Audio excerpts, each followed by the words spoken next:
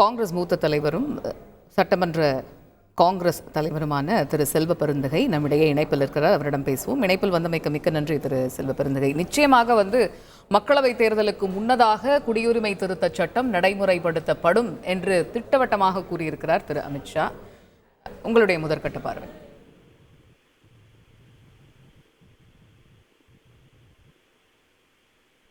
ஆசனத்தையே மாத்தணும்னு நினைக்கிறாங்க, தலைநகரத்தை மாத்தணும்னு நினைக்கிறாங்க. அவங்களுடைய கொள்கை கோட்பாடு RSS உடைய அஜெண்டா எல்லாம் புதுடெல்லியில இருக்க தலைநகரத்தை நாக்பூருக்கு கொண்டு போனோம், இல்லைன்னா காசிக்கு கொண்டு போனோம். அரசியலமைப்பு சட்டத்தை முழுமையாக மாற்ற வேண்டும். குறிப்பாக அதற்கு முன்னோட்டமாக இன்று அவர் அறிவித்திருக்கின்ற இந்த சட்டத்தை எல்லாம் மாற்றி அமைக்க வேண்டும் என்று ஏற்கனவே தேர்தலில் நாங்கள் வாக்குறுதி கொடுத்திருக்கோம் என்று சொல்லுகிறார். பொது சிவில் சட்டத்தை இன்னைக்கு உத்தரகாண்ட் மாநிலத்துல அவங்க நடைமுறைப்படுத்துவன்னு கொண்டு வந்திருக்காங்க. அடுத்த ராஜஸ்தான் சொல்றாங்க. இதெல்லாம் ஒரு முன்னோட்டம். அப்போ ஒரு இந்திய ஜனநாயக நாட்டுல எதற்காக மகாத்மா காந்தியடிகள் காங்கிரஸ் தலைவர்கள்லாம் போராடி சுதந்திரத்தை பெற்று எல்லா மக்களும் இங்கு அமைதியாக வாழ வேண்டும், எல்லா மக்களுக்கும் சம உரிமை தர வேண்டும், யார் யாரெல்லாம் இந்த மண்ணில் இந்தியாவில் பிறக்கிறார்களோ அவர்களுக்கு குடியுரிமை கொடுக்க வேண்டும் என்று ஒரு அரசியலமைப்புடைய அழகான ஒரு சட்டத்தை வடிவமைத்து கொடுத்திருக்கிறார்கள். இதை சிதைக்க வேண்டும் என்பதுதான் பாஜக RSS உடைய கொள்கை கோட்பாடு. அதில் எங்களுக்கு மாற்று கருத்தே கிடையாது. அவர்கள் இதை உறுதியாக செய்வார்கள். ஆனா இதனால் என்ன அவர்களுக்கு இந்த நாட்டிற்கு சொல்லுகின்ற செய்தி, இந்த நாடு எல்லோருக்குமான நாடா ஒரு சாராருக்கான நாடா என்ற கேள்வி எழுகிறது. இல்ல, அதுக்குதான் அவர் சொல்லியிருக்காரு மதச்சார்பற்ற ஒரு நாட்டில் மதத்தின் அடிப்படையில் சட்டங்கள் இருக்க முடியாது அப்படின்னு சொல்லியிருக்காரு. இல்லம்மா, இப்போ schedule cost schedule try reservation கொடுத்திருக்கோம் நம்ம அரசியலமைப்பு சட்டத்துல. அவர் அது மட்டும் சொல்லல, இன்னொன்னு சொல்றாரு. ஜவஹர்லால் நேரு கையெழுத்து போட்டிருக்காரு, புரட்சியாளர் அம்பேத்கர் கையெழுத்து போட்டிருக்காரு. இவங்க எல்லாம் என்ன சொல்றாங்க, ஒரு காலகட்டத்துக்கு தான் இந்த சட்டம், அதுக்கப்புறம் பொது சிவில் சட்டத்தை கொண்டு வரணும்லாம் சொல்றாங்கன்னு சொல்றாரு. அப்ப ஷெட்யூல் காஸ்ட் ஷெட்யூல் ட்ரைபுக்கு 10 ஆண்டுகள் ரிசர்வேஷன் வேணும்னு சொன்னாங்க. 10 ஆண்டுகளுக்கு பிறகு இந்த நிலைமை மாறவில்லை என்றால் இதை நீடிக்கப்படும் சொன்னாங்க. ஆனா 1950 இருந்து இன்னைய வரைக்கும் யார் நீடிச்சிட்டு இருக்கான்னா அந்த சூழல் மாறல. அந்த சூழல் ஷெட்யூல் காஸ்ட் ஷெட்யூல் ட்ரைப் இந்த மக்களுக்கு, பட்டியலின மக்களுக்கும் மலைவாழ் மக்களுக்குமான உகந்த சூழல் மாறவில்லை. இன்னும் அட்ராசிட்டி, அன்டச்சபிலிட்டி, தீண்டாமை இருக்கத்தான் செய்கிறது. அதுக்காக தான் மோடி அரசு அதை நீடிச்சிட்டு இருக்காங்க. நீ இல்லைன்னு சொல்லு, அட்ராசிட்டி இல்ல, அன்டச்சபிலிட்டி இல்ல, நம்ம மாத்திடலாம். அரசியலமைப்பு சட்டத்துல 10 ஆண்டுகள் தானே சொன்னாங்க, மாத்திருவோன்னு சொல்லுங்க. மாத்த முடியுமா? மாத்த தைரியம் இருக்கா மோடி அரசுக்கு? இதை எடுக்க முடியுமா சொல்லுங்க பாப்போம். அவர்கள் தேன் கூட்டுல கைய வைக்கிறாங்க. இது எங்கெங்க போய் முடிய போகுதுன்னு தெரியாது.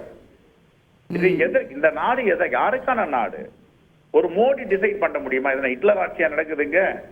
ஆகையால் அவர்கள் என்ன கொண்டு வந்தாலும் மக்கள் சக்தி இதை முறியடிப்பார்கள். ஒருபோதும் விவசாய வேளாண்மை திருத்த சட்டத்தை 3 சட்டத்தை கொண்டு வந்தாங்க இல்லையா, விவாதமே இல்லையே, யாருக்கிட்ட டிஸ்கஷனுக்கு கொண்டு வரலையே.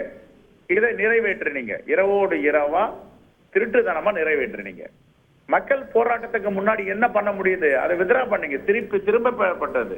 அதே போன்று நீங்கள் இப்பொழுதும் இந்த CAA எல்லாத்தையும் நீங்க கொண்டு வந்தீங்களா, என்ன செய்யலாம்?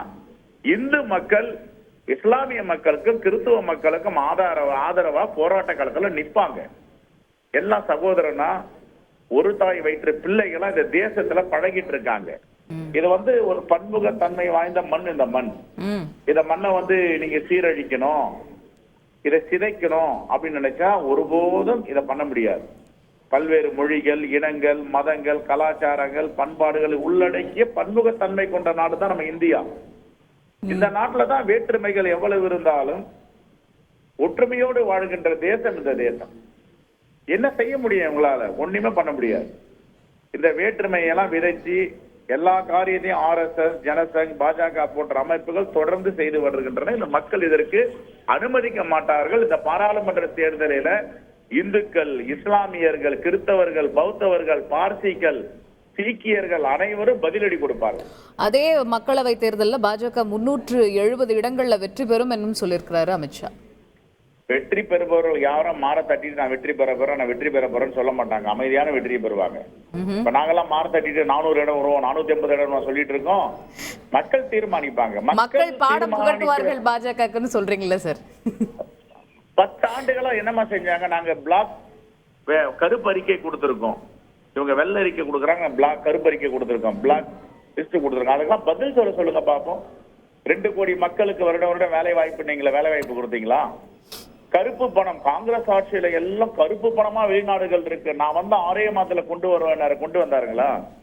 அமெரிக்க டாலருக்கு நிகரா இந்திய ரூபாயை நான் மாற்றுவேன், மாத்திட்டாரா? பெட்ரோல் டீசல் விலையை பாதியா குறிச்சாருங்களா? நடுத்தர குறு சிறு தொழில்கள் எல்லாம் மிகப்பெரிய அளவில் முன்னேற்றம் ஏற்பட வச்சாரா? என்ன செஞ்சிருக்காரு?